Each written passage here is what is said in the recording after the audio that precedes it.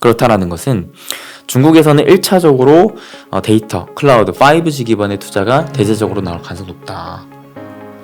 그 다음에 이를 기반으로 해서 나중에 메타버스 자율주행 AI 쪽으로도 좀 뻗어나갈 가능성이 높다라는 것에 대한 힌트를 생각해 볼 필요가 있겠어요. 그 2023년을 두고 여러 말이 나오는 것 같더라고요. 대표적으로 이제 그 경기 침체의 정도가 굉장히 심해서 정말 암울하고 뭐 최악의 해다 막 이렇게 또 많이 표현을 하시는데 네네. 앞으로 그런 내년이 예상이 되는데 주식 투자를 해야 될까요? 우선은 저 같은 경우에도 내년에 심한 경기 침체가 올 것이다라는 또 생각은 좀 동의하는 바인데, 네. 근데 원래라면은 이럴 때 주식 투자를 하지 않는 게 맞지만 저는 오히려 지금 4, 50년 만에 온 또 시기에 투자 기회가 또 오고 있다라고 생각하고 있기 때문에 오히려 남들이 시선을 멀리할 때 우리는 좀 더 시선을 가까이 해둘 필요가 있다. 즉 투자 위기가 아니라 저는 기회라고 좀 생각을 합니다. 그러세요? 네. 그러면은 그 경기 침체의 정도를 좀 약하게 보시는 건가요? 아니 그건 아닌데 그러니까 오늘 이 부분에 대해서 좀 딥하게 말씀드리고 갈 거예요. 제가 항상 웅달 책방은 특별히 제가 또 좋아하는 채널이기도 해서 나올 때마다 좀 다른 채널에서는 얘기하지 않는 것들을 좀 많이 얘기하는데 감사합니다. 오늘도 좀 딥한 얘기 좀 나누려고 합니다. 일단 근본적으로 현재 시기 자체가 사실 인플레이션과 경기 침체가 같이 오는 국면이거든요. 제가 예전에 이 채널 나와서 이제 시장에 대한 얘기는 한 차례 해드렸었던 바가 있었는데 그때 당시 얘기했던 게 지금은 역금융 장세에서 역실적 장세로 좀 가는 장세다. 사실상 역실적 장세가 온다라는 것은 기본적으로 우리가 투자를 굉장히 깊이 해야 되는 것도 맞지만 반대로 생각하면은 증시의 저점이 좀 찍히는 구간이기 때문에 오히려 이 시기에 좀 장기적인 호흡을 갖고 투자를 한다면 굉장히 좋은 기회가 될 것 같다라는 얘기도 좀 드렸는데 자 사실 근데 이러한 인플레이션 경기 침체 국면이 같이 오는 상황에서는 예전 상황에서는 이런 상황에서 투자를 하지 말라라고 대표적으로 좀 많이 얘기합니다. 왜냐면 우리가 투자를 할 때 기본적으로 돈을 번다, 좀 부자가 되고 싶다라고 할 때 가장 본질적으로 봐야 되는 건 결국 돈의 흐름이거든요. 결국 돈이 어디로 지금 계속 주목되고 있고 집중되고 있는가 이런 부분들을 캐치해서 그 돈의 흐름과 따라갈 수만 있으면 우리가 어느 정도는 좀 돈을 벌 수가 있겠는데 지금처럼 인플레 경기 침체 국면에서는 정부도 정부지만 원래 기업들이 돈을 잘 풀질 않아요. 일단 당장에 먹고 살기가 급급하고 기업들 입장에서 당장 인건비 나가는 것들이 좀 부담이기 때문에 이런 상황에서는 뭐 특별하게 다른 곳에 투자를 하기보다는 일단은 좀 긴축 경영을 하고 최근에도 전 세계 1위가 하는 기업인 애플이 또 긴축 경영을 발표했었잖아요.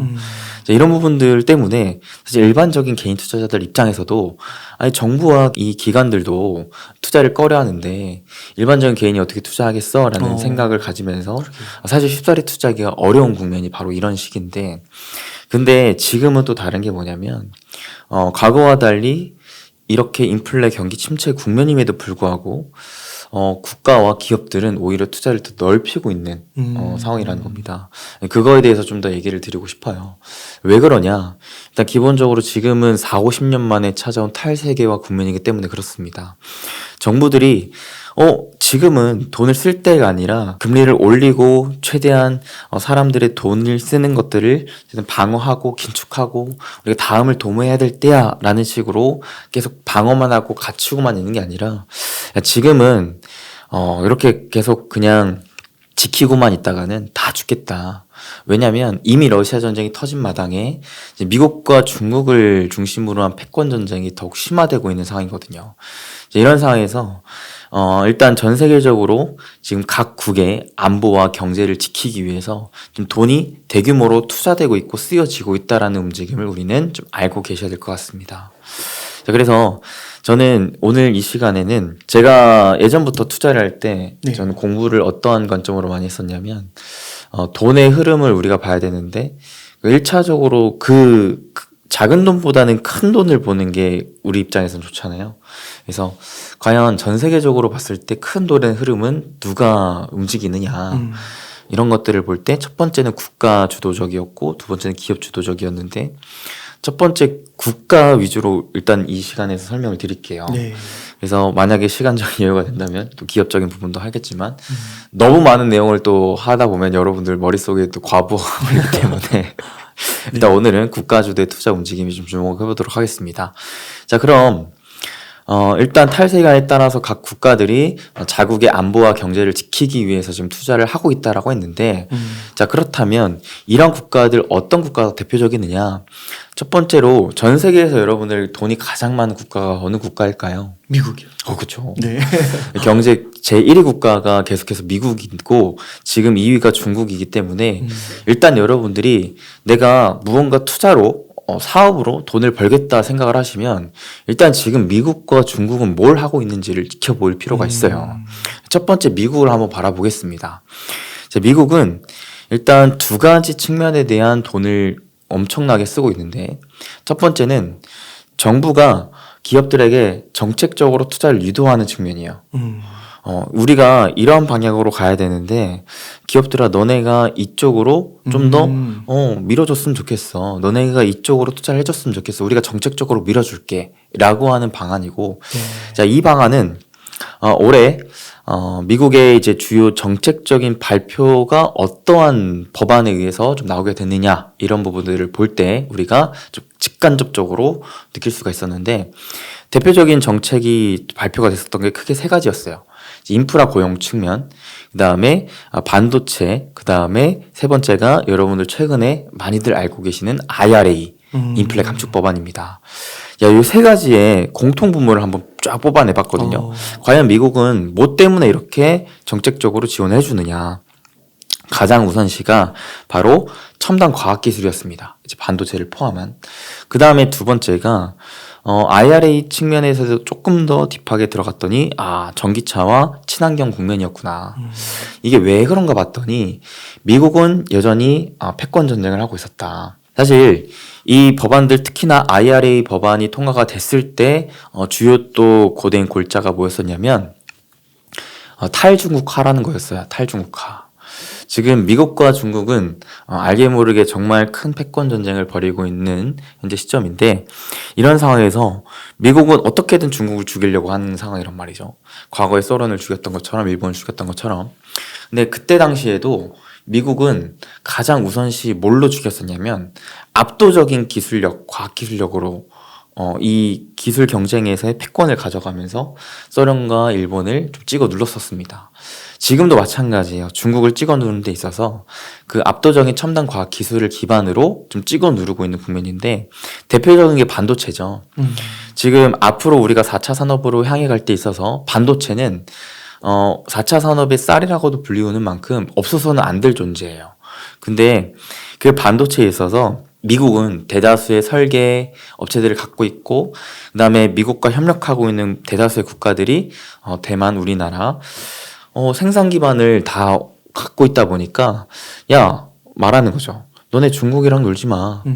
그냥 우리끼리 하자. 우리가 더 투자해 줄게. 라는 식으로 반도체 굴기 자체를 완전히 중국을 소외하면서 갖춰갖고 있는 국면이고, 그 다음에 전기차 역시 마찬가지로 원래는 2차 전지 배터리가 중국발 점유율이 굉장히 높았었는데, 우리가 전기차 투자할게. 근데 너네 중국이랑은 놀지 마.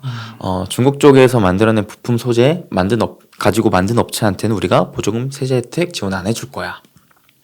라는 식으로 진행이 되고 있는 국면이기 때문에 미국은 이렇게 첨단과학 기술뿐만 아니라 이제 친환경에 대한 부분까지도 중국을 좀 누르기 위한 정책적인 지원들을 하고 있다라고 보시면 될 것 같습니다.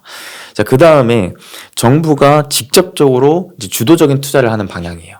이게 무슨 말이냐면 정부 역시도 돈이 있잖아요. 네. 세금을 계속해서 걷어가면서 계속 정부 주도의 자금을 계속 유보해 놓게 되는데, 이 자금을 가지고 일부 펀드나 그 다음에 자산을 운영하는 기관들 쪽에 위탁하면서 좀 더 직접적으로 투자를 하는 방향이 있었으니 그게 어디였냐? 바로 AI 보안, 그 다음에 우주항공이었습니다. 이 역시도 마찬가지로 첨단 과학기술 쪽으로 굉장히 많은 투자를 직접적으로 또 해주고 있는 거거든요. 네. 여기 한 가지만 더 하자면 이제 반도체 패키징 분야도 좀 진행을 하고 있는데, 그러니까 그만큼 미국은 지금 어느 측면에 첨단 과학기술 측면에 굉장히 많은 돈을 투자하고 있고 정책적으로도 지원해주고 있다는 겁니다. 네. 자, 이런 부분들을 하는 가장 큰 목적이 뭘까요? 중국을 누르기 위함이죠. 자, 그렇다라는 것은 바꿔 말해서 미국의 이렇게 강한 투자 움직임이 중국을 어찌 보면 찍어 누를 때까지는 계속 이어지지 않을까, 어찌 보면 계속 더 강화되지 않을까라는 생각을 좀 가져봅니다. 그렇기 때문에 지금 전 세계적으로 돈이 가장 많은 국가라고 볼 수 있을 미국이 이렇게까지 첨단 과학기술에 투자를 하고 있구나 라는 것에 대한 우리가 투자 힌트를 좀 얻어가셨으면 좋겠고요. 그 다음에 두 번째 중국을 바라볼게요. 네. 중국도 사실 미국이 계속해서 자기네들을 공격하고 있는 거를 누구보다 더 잘 알고 있어요. 그러면서 과거 일본 사례를 봤다시피 중국은 이제는 제2의 일본 꼴이 되지 않기 위해서 이제 미국 쪽으로 좀 맞서 싸우고 있는 움직임입니다. 이제 이런 상황에 중국이 최근에 또 강한 힘을 얻었죠. 어떤 힘? 시진핑의 장기 집권 힘을 얻었습니다. 자, 그러면서 시진핑 입장에서는 과거 마오쩌둥, 동샤오펑 이런 인물들과 어찌 보면 이제 어깨를 나란히 할 수 있을 만한 상황에 놓여졌는데, 근데 아직까지는 역사적으로 바라봤을 때 시진핑이 과연 그들과 같은 반열에 위치한 인물인가를 봤을 때는 애매한 상황이 좀 많아요. 아직 보여준 게 마땅치가 않습니다. 시진핑 입장에서 지금처럼 장기 집권에 어느 정도는 자리가 확인된 입장에서 이제 이 자리를 좀 역사적으로 자기의 이름을 좀 남기게끔 더 노력할 가능성이 좀 높아 보입니다. 그러면 어떤 노력들을 해야 될까? 가장 첫 번째로 현재 중국의 위태위태한 이 국면을 좀 풀어줘야겠죠. 네. 가장 우선시는 이제 코로나를 완전히 어느 정도 좀 해방을 시켜줘야 되겠고, 두 번째로는 코로나로 인해서 지금 제로 코로나 국면으로 가기 위함으로 망가져 있는 경기, 특히나 부동산 침체 국면을 좀 해소시켜줘야 될 겁니다. 근데 이 두 가지 문제를 해소시켜준다고 해서 역사적으로 이름을 남길 가능성이 높겠느냐? 좀 부족하다. 결국 해야 될 건 뭐냐? 과거 중국을 건국했고 경기 선진국 반열로 올려놓은 인물들과 이 어깨를 나란히 하려면 미국과의 패권 전쟁에서 그래도 승리를 해야 되지 않겠냐. 네. 라는 막중하네요. 그런 임무를 좀 띄고 있죠. 그렇다 보니까 시진핑 집권하에 있는 지금 중국 입장에서 바라볼 때도 미국의 그런 직접적인 공격들에 있어서 계속 막고만 있을 수는 없는 겁니다. 결국 중국 역시도 지금 미국에 맞서 싸워서 또 강하게 투자 움직임도 보여줘야 되고, 그렇게 지금 미국이 특히나 중국을 과학기술 패권으로 계속 기술적으로 이제 얽매고 있는데, 그렇잖아. 내가 이제 A랑 B랑 싸워요. 근데 계속 똑같은 펀치를 날리고 있어요. 이거 가지고 계속 괴롭히고 있습니다. 네. 그러면 당하는 입장에서는 가장 우선 해야 될 게 뭘까요? 일단 막곤 있긴 하겠지만 이거를 똑같은 걸로 계속 때리는 입장에서 똑같은 무기를 확보하는 것도 중요하다고 생각을 해요. 네. 그러니까 중국도 지금 이 미국이 계속 반도체 측면으로 압박하는 움직임에서 야, 그래? 오케이, 좋아. 그러면 우리는 이거를 다른 나라 도움 받지 않고 우리가 자체적으로 반도체 굴기를 확보할 테야. 라면서 지금 압도적으로 강력한 투자를 지금 반도체 측면에 지금 하고 있는 상황이거든요. 중국 네. 입장에서 바라봤을 때. 여기에 대해서 또 중국은 사실 경제 지금 2위 국가인데, 경쟁률로 봤을 때 지금 중국이 경제 성장을 이렇게 가파르게 할 수 있었고, 그 다음에 현재 중국의 경제의 40%를 차지하는 부분이 뭐냐면 바로 데이터, 디지털 측면이에요. 네. 자, 이렇게 중국은 이제 4차 산업혁명에 있어서 굉장히 빠른 속도로 치고 나가고 있는 국가인데, 이 국가가 앞으로 미국의 첨단 과학 기술에 대한 압박에 또 맞서 싸우고자 함도 있지만 자국의 경제 성장을 더 빠르게 이뤄내기 위해서는 이 데이터 측면에 대한 투자가 앞으로도 계속 이어질 가능성이 높습니다.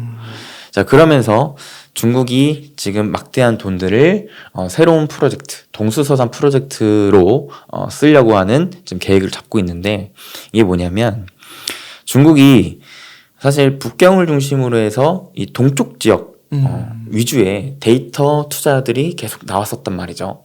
데이터 투자란 뭐냐면 이제 클라우드 기반의 센터들을 자꾸 설치했었다라는 거야. 슈퍼컴퓨터들을 세우면서 그리고 빠른 데이터 통신망들을 구축을 하면서 굉장히 빠른 데이터망들을 구축을 한 상황에서 앞으로 굉장히 다양한 산업군들의 기반을 이제 구축했었다라는 거죠. 근데 중국이 계속 이런 움직임들을 보여주다 보니까 어떤 문제가 발생했냐면 동쪽과 서쪽의 경제 성장의 격차가 너무 벌어졌다라는 거예요. 왜냐하면 동쪽 지역 중심으로만 계속 성장을 했었으니까 네. 상대적으로 서쪽 지역이 많이 좀 부족했었다. 그리고 앞으로 중국이 전 세계적으로 더 데이터 패권을 잡기 위해서 앞서 나가려면은 이제 슈퍼컴퓨터들을 기존의 동쪽 지역 중심으로 몰려 있었다면은 이거를 조금 더 확산시킬 필요가 있었다라는 네. 부분이었거든요. 사실 서쪽 지역에 데이터 센터들을 구축을 할 때 동쪽 지역 대비 굉장히 큰 장점을 가지고 있는 게 뭐냐면 상대적으로 서쪽 지역이 온도가 좀 낮아요, 기온이. 그리고 네. 신재생 에너지의 뭐 태양광 풍력에 대한 기반 구축 시설이 더 많이 깔려 있습니다. 그렇구나. 사실 슈퍼컴퓨터를 우리가 기반을 설치할 때 있어서 가장 중요한 게 뭐냐면 24시간 전기를 공급해줘야 되거든요. 이 컴퓨터가 계속적으로 돌아가줘야 되니까. 열도 많이 나겠네요. 그쵸. 열도 많이 나서 에어컨도 같이 틀어줘야 돼요. 네. 그러니까 거기에 필요한 전기 에너지의 비용이 굉장히 많이 들어간다. 근데 상대적으로 서쪽 지역보다 동쪽 지역에 온도도 높고 그다음에 신재생 기반도 없다 보니까 전기 에너지의 비용이 비싸요. 네. 그러니까 이런 측면을 모두 고려함으로써도 앞으로는 이제 서쪽 지역에 광범위한 이 데이터 통신망을 깔아줄 가능성이 높아졌다. 그렇다라는 것은 중국에서는 1차적으로 데이터, 클라우드, 5G 기반의 투자가 대대적으로 나올 가능성이 높다.